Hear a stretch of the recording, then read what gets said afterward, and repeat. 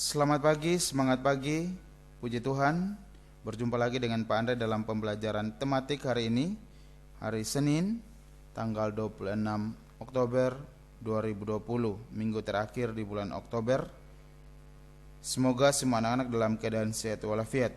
Hari ini kita akan belajar buku tema 4D, berbagai pekerjaan. Subtema 1, jenis-jenis pekerjaan. Pembelajaran 1 dengan muatan pelajaran IPS, yaitu jenis-jenis pekerjaan sesuai dengan keadaan alam. IPA, contoh kegiatan menjaga kelestarian sumber daya alam. Dan bahasa Indonesia, tokoh dari suatu cerita, menjelaskan tokoh dari suatu cerita. Terus simak video ini dari awal sampai akhir, dan jangan lupa catat hal-hal penting. Dan yang terpenting adalah awali semuanya itu dengan berdoa.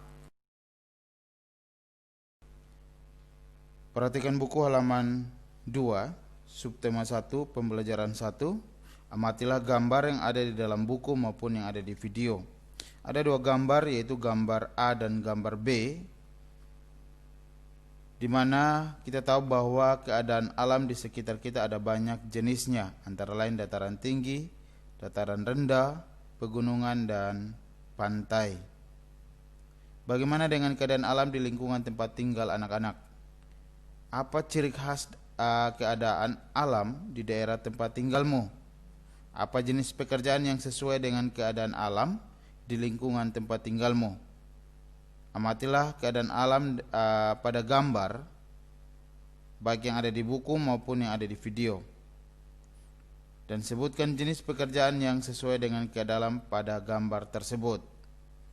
Nah, di sini gambar A dan gambar B. Di gambar A itu adalah gambar yang menunjukkan keadaan pantai. Nah, kalau pantai berarti berhubungan dengan pekerjaannya adalah nelayan, ya. Yang berikut adalah pegunungan. Ya, pekerjaan yang berhubungan dengan pegunungan ini, yang di pegunungan ini adalah sesuai dengan gambar itu adalah pemetik teh atau petani teh, ya.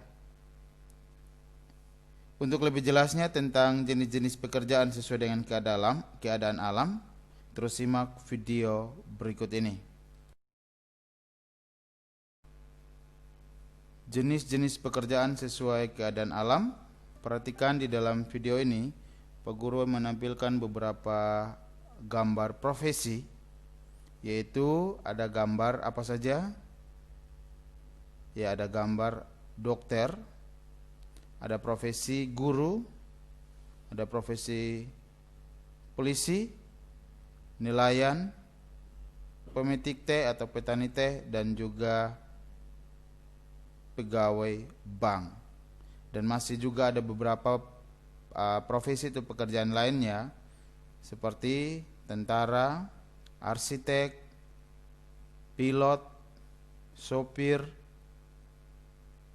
dan apa lagi? Ya, masih banyak pekerjaan-pekerjaan lainnya yang bisa dilakukan sesuai dengan keadaan alam di sekitar kita, ya.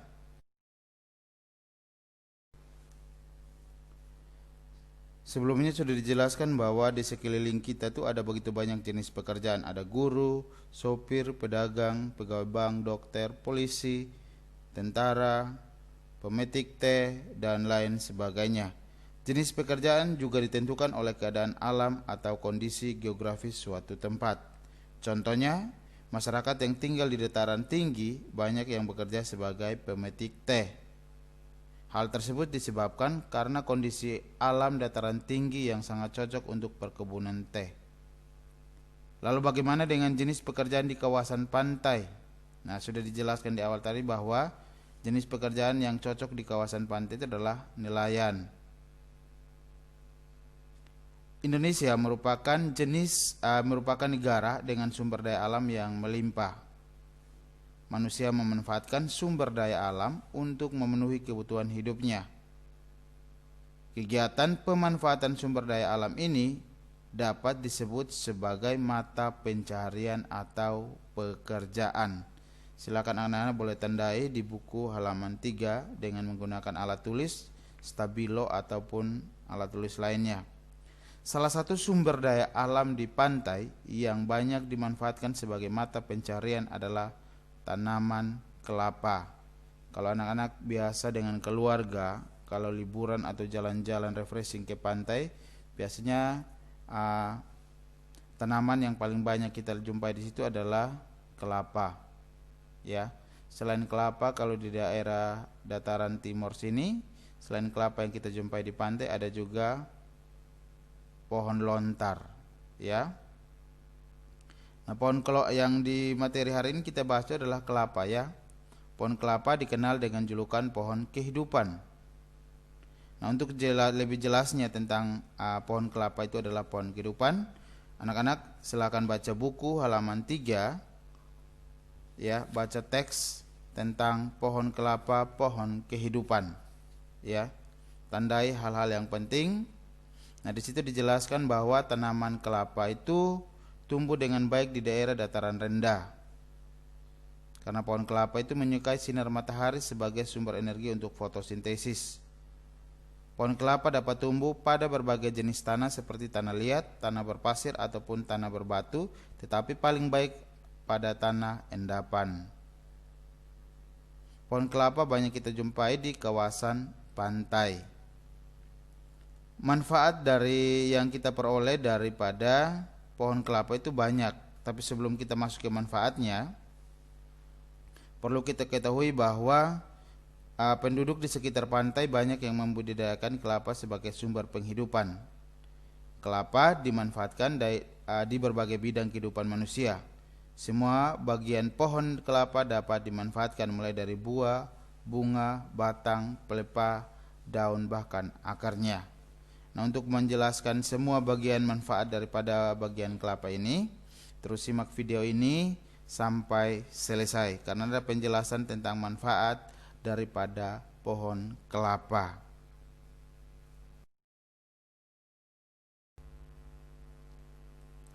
Manfaat pohon kelapa. Bagian-bagian dari pohon kelapa itu ada akar, batang, buah, daun, dan bunga. Kita akan bahas satu-satu. Kita mulai dari akar. Akar dari pohon kelapa itu berfungsi untuk menyerap air dan zat hara atau mineral dari dalam tanah.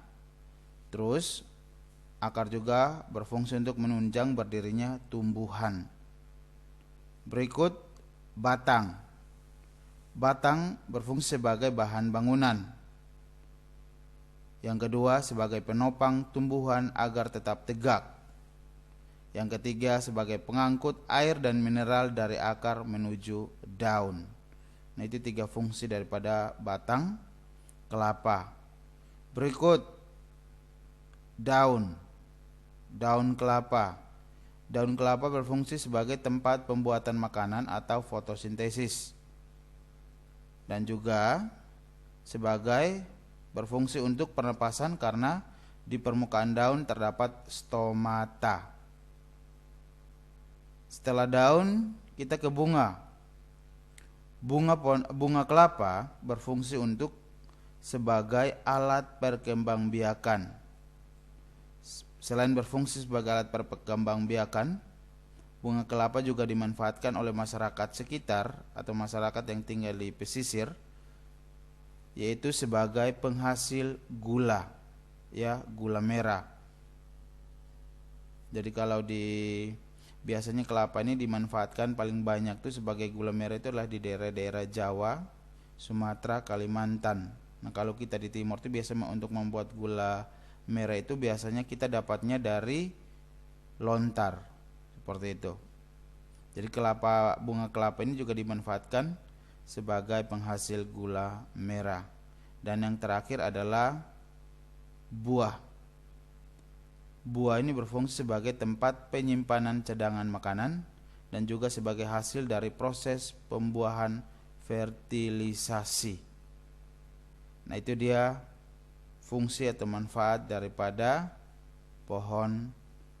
bagian-bagian daripada pohon kelapa, mulai dari akar, batang, daun, bunga, dan buah. Tahapan pembuatan minyak kelapa.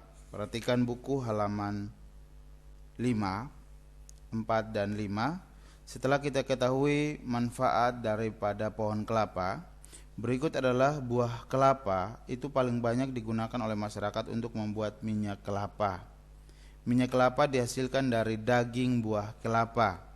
Minyak kelapa dapat digunakan sebagai obat, bahan baku kosmetik, dan juga minyak untuk menggoreng. Proses pembuatan minyak kelapa melibatkan berbagai jenis pekerjaan, mulai dari petani kelapa, sopir truk pengantar buah kelapa, pekerja pengolahan minyak kelapa, sampai pekerja pengemasan minyak kelapa. Pekerjaan-pekerjaan tersebut tentu banyak ditemukan di wilayah dataran rendah, karena di daerah tersebut tanaman kelapa dapat tumbuh dengan baik. Anak-anak bisa lihat di halaman 5 atau di video ini tahapan pembuatan minyak kelapa, dimulai dari buah kelapa yang dikupas dan dijemur, ya, setelah dibelah menjadi 2, dijemur hingga kering. Setelah kering,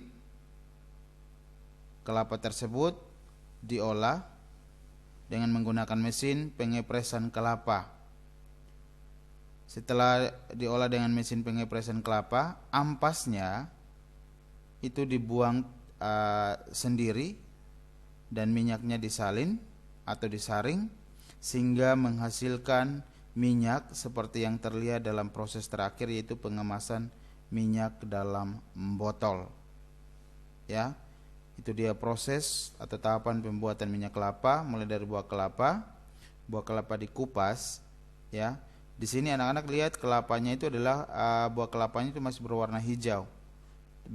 Untuk mendapatkan minyak yang baik itu biasanya adalah kelapa yang sudah tua atau yang sudah kering. Setelah dikupas, dibelah 2, dijemur sampai kering. Setelah itu baru lakukan proses pengepresan kelapa sehingga menghasilkan minyak kelapa. Nah, itu dia tahapan pembuatan minyak kelapa.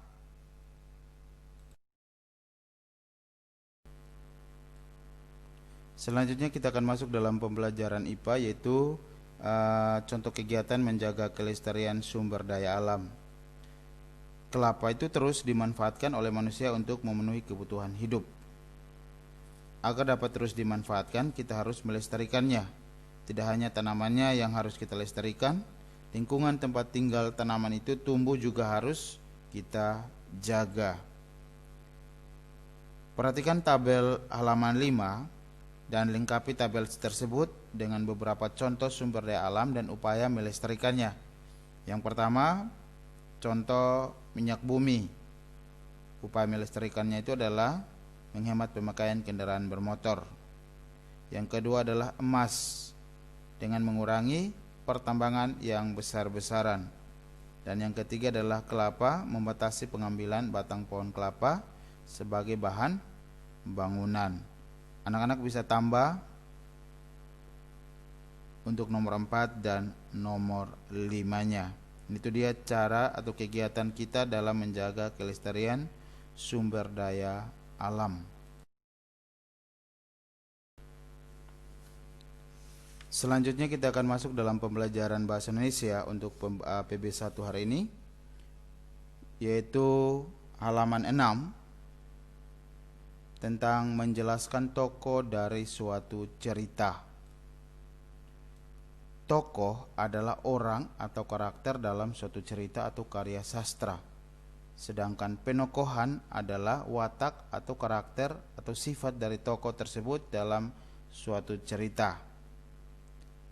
Nah, di dalam sebuah cerita itu biasanya terdapat penokohan-penokohan atau jenis penokohan di dalam cerita, baik itu cerita fabel maupun bukan cerita fabel. Nah, hari ini yang dibahas di sini adalah cerita fabel, ya, terpisah karena manusia. Nanti anak-anak simak ceritanya dengan seksama, baca dari awal sampai akhir. Setelah selesai, anak-anak bisa menyelesaikan 5 soal sesuai dengan cerita terpisah karena manusia. Tapi sebelumnya Pak Guru akan menjelaskan dulu jenis-jenis tokoh yang dapat dalam sebuah cerita. Jenis-jenis tokoh dalam sebuah cerita, yang pertama itu adalah tokoh protagonis, tokoh antagonis, dan tritagonis. Tokoh protagonis itu adalah tokoh yang mendukung cerita, berwatak baik dan menjadi idola penggemar. Sedangkan tokoh antagonis itu adalah tokoh yang menjadi penantang cerita. Tokoh ini berwatak jahat dan dibenci oleh penggemar. Dan yang terakhir adalah tritagonis, tokoh pembantu atau penengah baik tokoh antagonis maupun protagonis. Ya, itu dia jenis-jenis tokoh yang terdapat dalam sebuah cerita. Karena tidak ada di buku, silakan anak-anak capture atau catat.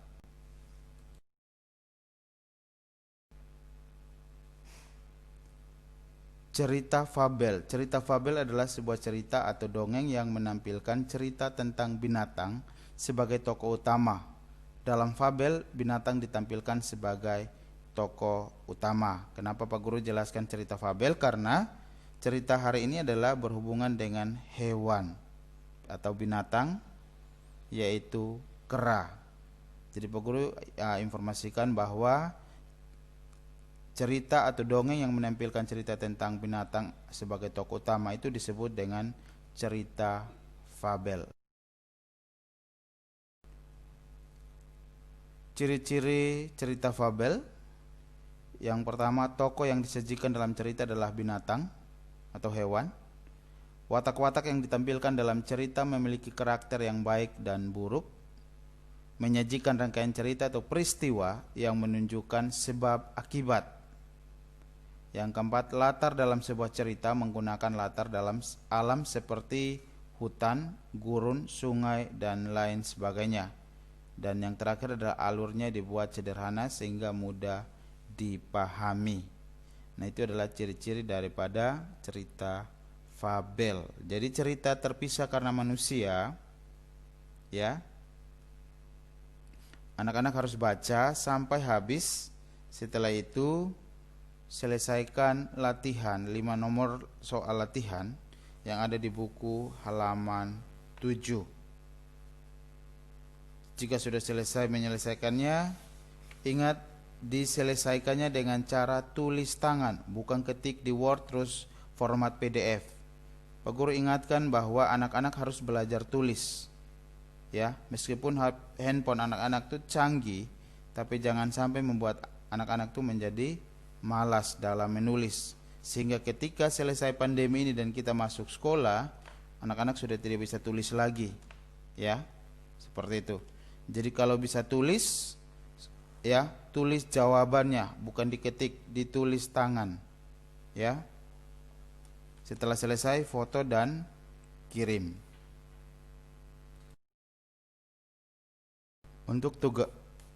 Untuk tugas hari ini adalah jawab 5 pertanyaan yang ada di halaman 7 berdasarkan cerita terpisah karena manusia. Jawabannya ditulis tangan, bukan diketik. Terima kasih telah menyimak materi hari ini pembelajaran 1 dengan muatan pelajarannya adalah IPS, IPA, dan Bahasa Indonesia. Sampai jumpa di pertemuan berikutnya. Tetap jaga kesehatan. Tuhan Yesus memberkati.